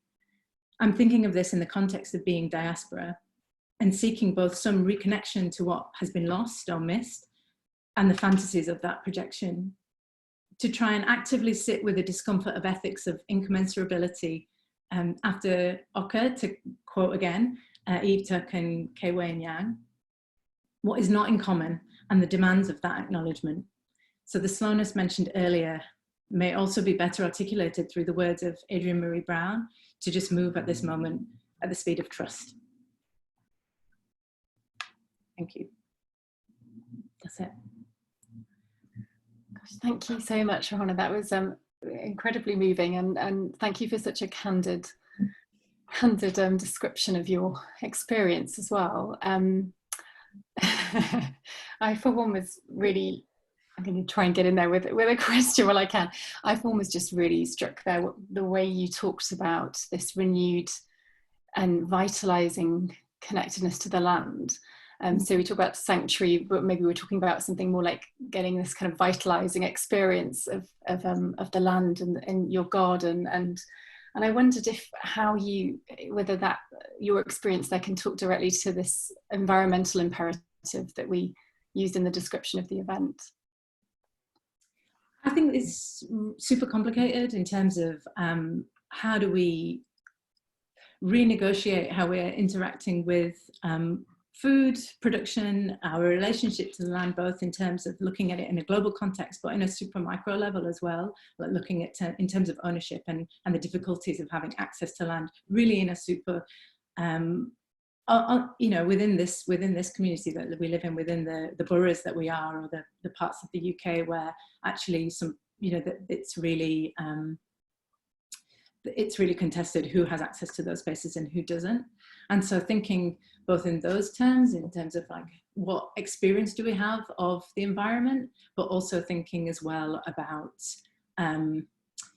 how this is a reciprocal, there's a relation of reciprocity, within that. So, you know, we need to be kind of really shifting what our relationship to the land is, and it isn't one of maybe property or ownership, but it's one of, maybe coming at it with a different set of epistemologies that the Western world hasn't really put to work yet.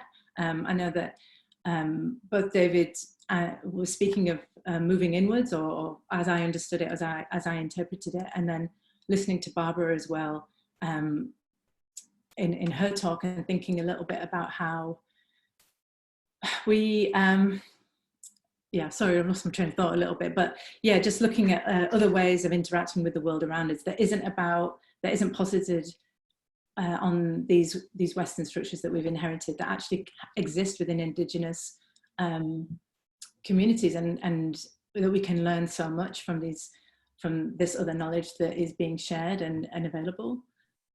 I hope that answers in a bit of a clumsy way. Brilliant, thank you so much, thank you. I'd like to invite our other panelists to reappear and to please put any questions to Ohana that they might like to. Or anyone. Or anyone, yeah, absolutely. Okay. Okay.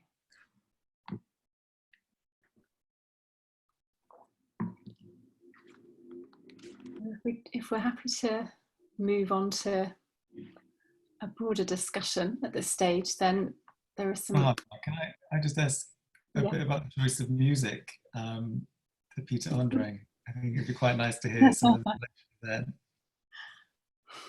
It was something when I was looking at these little snippets of material, like it surfaced actually. So it sort of came into, it was used on something else that was connected to these like tourist, sort of as a way to entice tourists to these resorts that are now resorts, but also have, you know, communities that have been living there for hundreds of years, completely disconnected from the world of European hikers. So it was something that surfaced and just seemed really apt in terms of poetry and love songs, and connecting it with this narrative that comes from a tantric text, which is that's recounted at the beginning of the clip by the character Sajid, where he's describing this moment of connection through love, actually, and through so I don't know, it's kind of consistent with some of the vernaculars that I'm interested in, I suppose, that speaks so much about emotion and corniness, but also an embarrassment, but also how incredibly powerful those things are as forms of connection. And maybe just also, Anna, just coming back to your original question about the environmental, I suppose maybe one of the things I've been thinking about a lot is conceptions of time, and how, even particularly within this period, our conceptions of time are really, really loose, actually, and difficult to kind of get a hold of. And maybe that process of working in very incremental ways, or very small ways, and directly through your own space, or through what is immediate to you, helps you to reorientate a conception of time that also is counter to this mode of urgency that is so really kind of problematic within the way that we move through the art, the art world, this desire to produce and produce and produce, and urgently, like it should have happened yesterday. And so really trying to stay grounded within a different conception of time that is really material, actually, that you can feel, and that you can you can touch actually, through growing something or through noticing a seasonal change, or it's shifting that. I don't know if that better answers what you were saying earlier. That's really, really interesting, that conception of maintaining an alternative time as opposed to a sort of capitalist time of imperative and urgency. Thank you. Please, panelists, raise your hand if you would like to pose a question or make a comment. And Danny, I don't know if we have any raised hands at the moment. Not yet, Anna, no. Okay, well in that case I might take us back a little bit to the sort of overarching discussion of this event and go back to some questions that came in for various panelists. There's a question here for David. That's quite kind of nitty-gritty. What kind of tools and approaches do you see as useful to enhance or stimulate the museum space as a distributive space, whether physically or digitally? Yes, that is a great question. In terms of some tools, I think it does start with a change of mindset. I think many of the cultural institutions do work on the basis of a sense of an inside and an outside of the institution, and I think that mindset needs to perhaps adjust to certain realities, which are that parts of institutions are actually very closely connected with other kinds of conversations, other kinds of practices, other people outside of those institutions. So to also premise the interconnectedness actually of those institutions with other parties, other bodies across the cultural space. So that's one thing in terms of a change of mindset. And I think with that change of mindset, the practices that might come about might be different kinds of dialogues. So partnerships that cultural institutions can form, not just with other institutions, but with other sectors. For instance, thinking about the voluntary sector and different organisations within the voluntary sector, representing different kinds of voices, and voices which aren't necessarily seen as explicitly having a hold or having a purchase on culture as such. Many bodies have the interests in different fields, and to actually see that they have some relationship or have some stake in cultural production, that might be a very productive and practical step to take. Thank you. Another question here, which might be something that Juliet might want to reply to, and it's a question from Toby Upson, and it says, can the panelists talk, expand and postulate on the possible connections between arts institution and universities in a new normal? Well, I mean, we don't know what the new normal looks like, but as I said in my talk, I suspect the new normal is going to look a lot like the old normal, but somehow even worse. And unfortunately, nothing I've seen, certainly in British politics in the last 3 months, leads me to think that will be anything other than the case. So I can't really postulate anything particularly optimistic there, I'm afraid, much as I would like to be able to, partly because you're going to keep seeing twin attacks on cultural institutions and on universities, and these things are very much linked, and very much have the intention of, ridding society of these kind of troublesome artists and writers who would do things like, I don't know, raise questions about the government's handling of a pandemic. So I would love to have something more positive to contribute there. I mean, I think,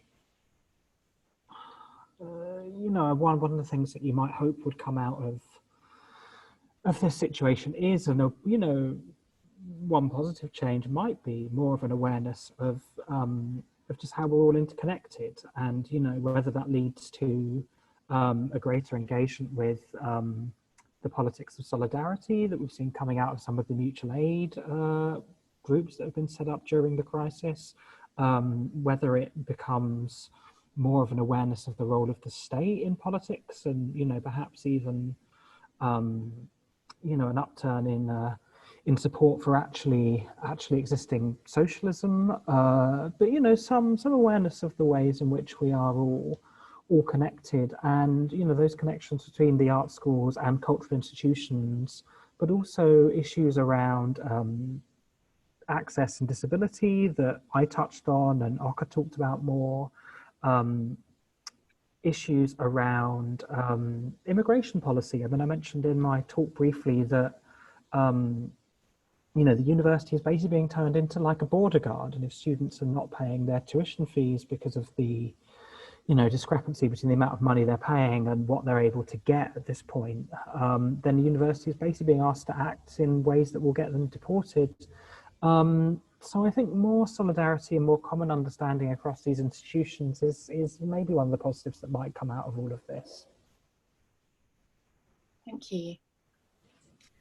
And maybe also just to add to that, I think it's been quite, I think the sort of fragility of these art spaces is really revealing itself actually, and how difficult it is to withstand these pushing imperatives that are coming from above, from the state, or from sort of new management systems within higher education that really aren't interested in learning experience, or you know, who actually enters into the university space. So maybe, I think personally, I also teach in a higher education space, and this the experiences that Juliet talked about really resonate.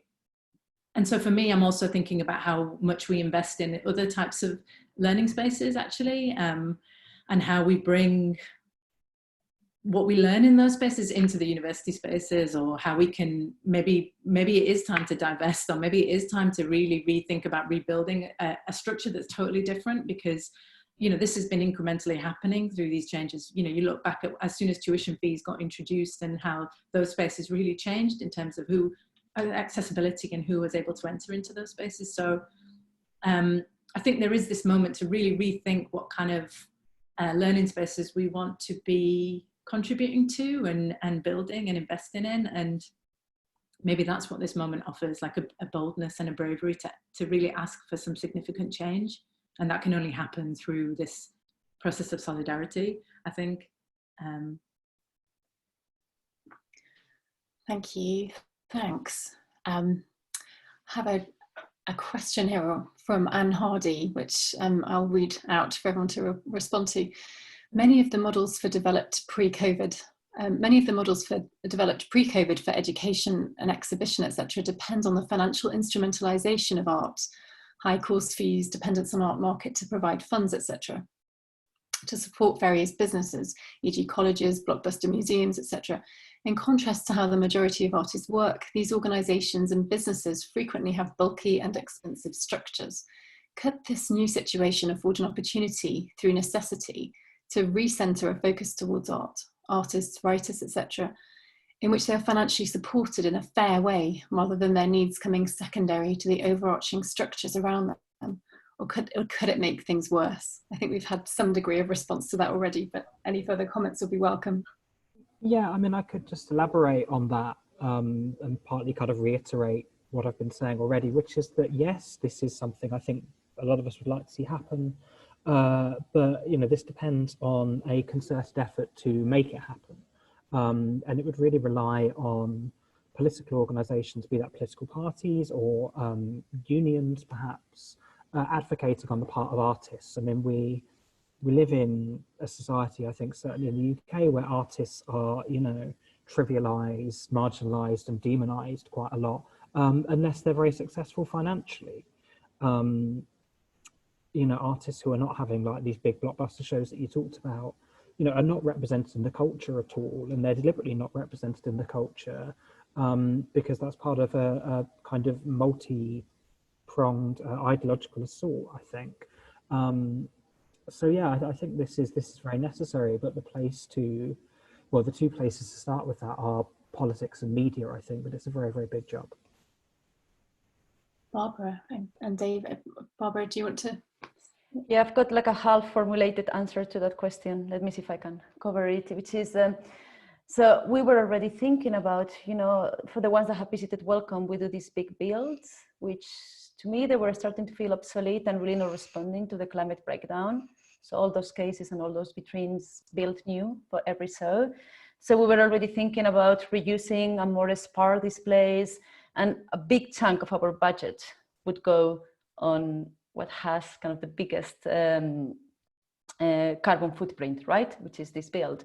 So we were really thinking about how that will become more modest, which you will think that will release more money and more funding for artists, for writers, for communities, and so on.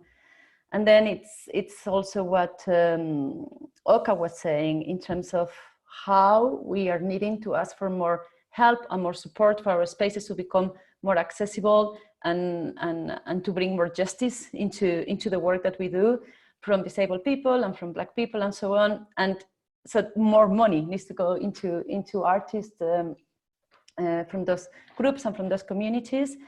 And then I'm thinking about social distance. I mean, it's like basically like all the pieces come together, thinking about social distance measures. Again, we cannot have these big blockbuster shows. So thinking about, I mean, we like curators also not feeling this pressure that we have to have so many things on display for an exhibition to be successful, which is a pressure that we felt. And now we can actually just have one object in the middle of the space that gives us the time and kind of liberates funding to address the trauma of that object, to present it in an ethical way, to work with consultants. We can do a much deeper work, and we can do it now because we don't have all those imperatives. So yeah, that should release more money for artists, definitely. Thank you. David, you wanting to speak on that? Yeah, thanks, Anna, and thanks, Barbara. I think that I totally agree with that. I think it's fantastic because what it points towards is a new way of viewing that becomes available and maybe necessary in terms of within the institutions to have a maybe much more focused and maybe contemplative approach, and actually kind of moment of slow viewing in respect of some of the things that Rohanna was talking about in terms of a slow time, a different kind of chronotope, if you like, of looking out time. But I just wanted to point also towards what's happening outside the institutions, because I do think that in respect of COVID, we've seen this incredible rethinking of public space. And certainly, I mean, around me, and I think around many of us, the ways in which people have started to make use of public space and taken ownership of public spaces has been quite remarkable. And I do think that the whole question around the Colston moment came about because people started to decide they had a different relationship to public space.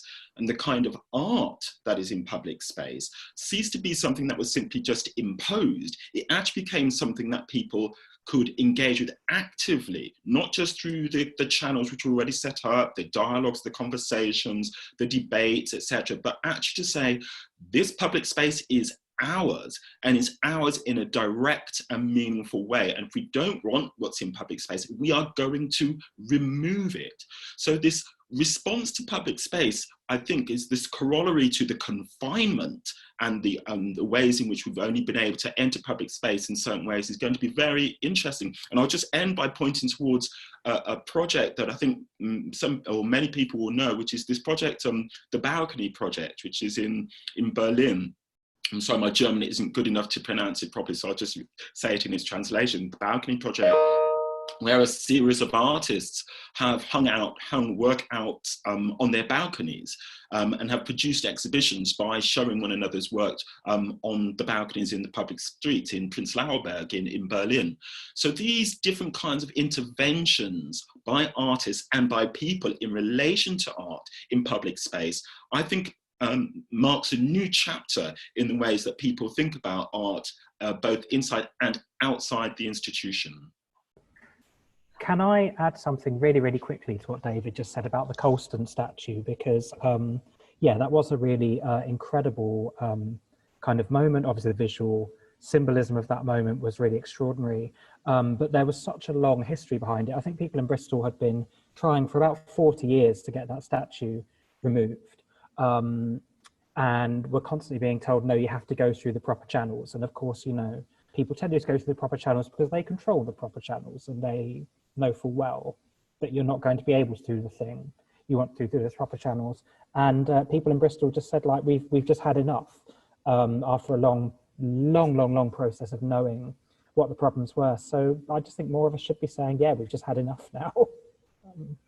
Yeah, I just want to thank Juliet and Barbara and David for looking to inspiration from grassroots movements as part of how institutions might be able to deconstruct themselves.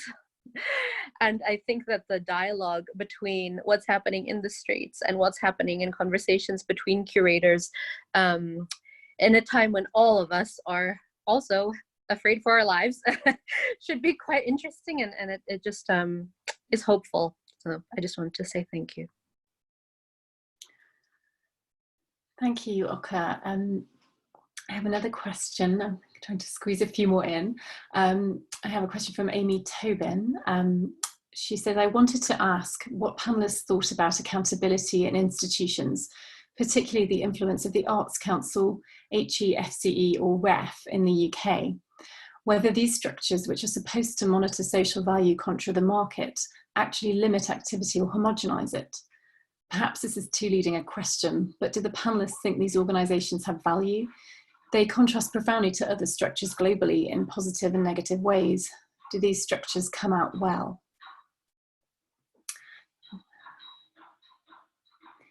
It would be good to hear anybody's response to that.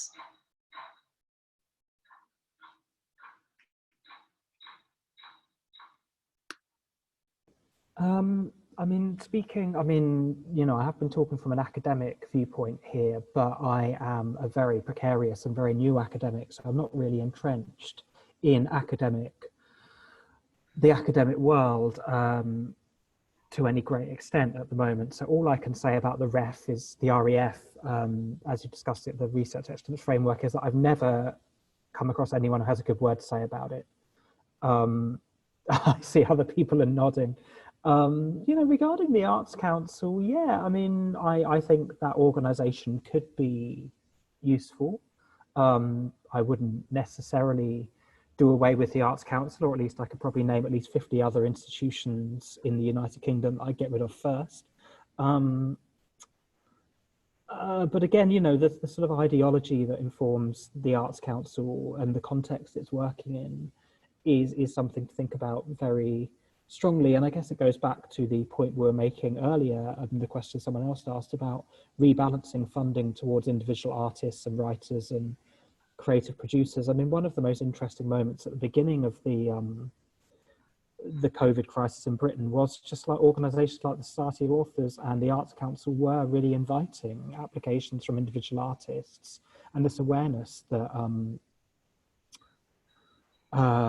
you know, that individual creative figures would really be hit very hard by this crisis and, you know, lose a lot of freelance work. I mean, certainly I did.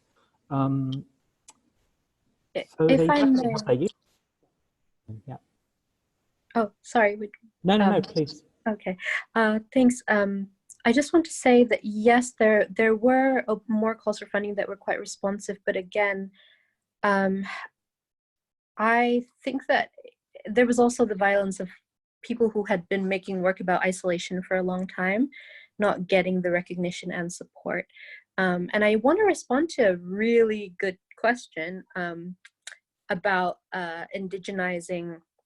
Indigenous methodologies. Okay, it says, I have a question about looking to Indigenous methodologies and knowledge, as so much Indigenous methodologies have been destroyed by settler colonialism. So don't they also need to be thought differently rather than as a resource? And I think this is something that Rihanna might want to speak to as well. But I think that absolutely should never be thought of as a resource. I mean, the whole thing with settler colonialism is quantifying things and making things into market value. I think it needs to be thought in terms of a justice approach, an Indigenous-led approach. I don't think that institutions should be dictating how things are being indigenized without Indigenous peoples' active involvement. And there have been attempts at a few campuses, whether in Canada or autonomous campuses around the world, where Indigenous methods are the form of arts education. I also think that when we say Indigenous methodologies have been destroyed, that's so true. But I think I find hope in culture revitalization programs and language revitalization programs that are happening around the world. And I mean, the fact that a lot of our cultures did survive in terms of actual people and lineage. I think it was Joy Harjo I was reading about how that is a sign that actually settler colonialism failed because it didn't kill things off completely. So drawing hope and inspiration from that. Yeah, no, I just also to speak to that question, I tried to build that into the talk a little bit actually, of how not to redeploy a settler colonial logic, but to be in dialogue with or fostering a relationship of reciprocity. There's this beautiful term called researcher's ceremony, and the idea that actually you work with the ceremonial as a way of engaging with other forms of knowledge, like the sacredness of what it means to enter into another person's or another community's worldview, and the care that demands, the slowness or the actual acknowledgement of your inadequacies within that, or the checking of your own of the ways in which you need to encounter and meet another community. So it's certainly not, I think I spoke to how to avoid this fetishistic or exploitative or extractive logic within the talk, so I'm sorry if that wasn't communicated, but also this is new territory. This, in terms of how I'm thinking about this as somebody from a diaspora and trying to think about, well, what is my own relationship to indigeneity, Indigenous communities within Pakistan or within the communities I come from, where there's a proximity, but then there's also a distance. Maybe it's also beginning with that gap and that distance. And like, I completely agree with Oka in terms of that needs to be Indigenous led, or it needs to be in conversation with people and led by people who are holders of that knowledge. So it's, I think also in terms of this question around, I hope I've spoken to that, about the Arts Council and the REF. I think I do think that we need to maybe have I think it's really difficult with the Arts Council because it's one of the few sources of funding that so many people, so many artists rely on, but that we have to talk about the fact that it's really so many people can't access that source of funding for whatever reason, either through accessibility issues in terms of how you actually go through a portal and access that, or in terms of the criteria for what is quality work. This qualitative assessment that again just reproduces these very the same logic that's actually makes it very that's very difficult to survive and to make work with, that you need a certain amount of numbers, people need, in terms of a public who accesses your work, or you need to have had X number of shows with or attachment to a certain number of institutions in order to bring credibility for funding. So there are definite ways in which it's really, not serving its purpose at all. And it would be great to, there's this fund, the Resourcing Racial Justice Fund, that recently came out, and the ways in which that fund operated and invited people to access that funding was quite different actually. And so there are other models available, and that maybe we could have a really frank conversation about different ways in which we access funding for the arts. And the REF, I don't know, like, again, I've been working in sort of arts and teaching for a while, and so I'm aware that my research profile is doing something for the university. But again, so much of what art makers do is not regarded as credible research. So again, there are all these different ways in which you're kind of, like, how do we reassert our boundaries and what we want this profession to be? I think there's just like quite a deep question about the fact that of complicity actually in upholding structures that are really violent and really only serve the interests of very few people. Can I respond to something regarding to the Arts Council? I'm not sure if this is going to be very popular, but I'm just going to take it back to the global. And I agree with what Hannah was saying, but in the south of Europe, countries don't have an Arts Council. There is no filter between politics and art institutions. What happens when there is a change of elections is that directors that finally were appointed through a transparent model get fired, the programs get canceled, the artists don't get the money for the work they were producing. So it's like when people also like, people complain about the NHS, I just think we need to be very careful. I think the problem is how the government is funding or not funding these bodies, and kind of the guidelines that the government or the structures that the government is giving to those bodies and not the existence of those bodies. Like I feel we're like so extremely privileged to have them in the UK. Mm. Mm. Thank you, Barbara. That's really helpful. It reminds me of this idea of if you think this world's bad, you should see some of the others. This kind of speculative realist idea. But I would like to invite any final comments. And also bearing in mind that we have 2 hours tomorrow to pursue these conversations. Would anybody like to add anything at this moment? No. Everyone must be quite exhausted, and thank you so much to our wonderful panelists for such an exciting and stimulating set of discussions and papers. And I'd just like to thank you all very, very much. And also I'd like to thank Chris McCormack for his huge input into this collaboration, and also Ella Fleming and Danielle Convey, who've been they're hiding behind the scenes, keeping everything going, which is, they're just brilliant, the pair of them. Please do join us for part 2 of our events, which will take place tomorrow from midday. Another set of 5 extraordinary speakers will engage with the question of whose body. So we'll pursue some of the questions around care and the body further, and in the context of art criticism and the pandemic. So all details of that are on our website, so please go there for that. And many thanks. Let's pause it there. Thank you. Thanks, everyone. Thank you. Thank you. Bye. Thanks so much. Thank you. Bye.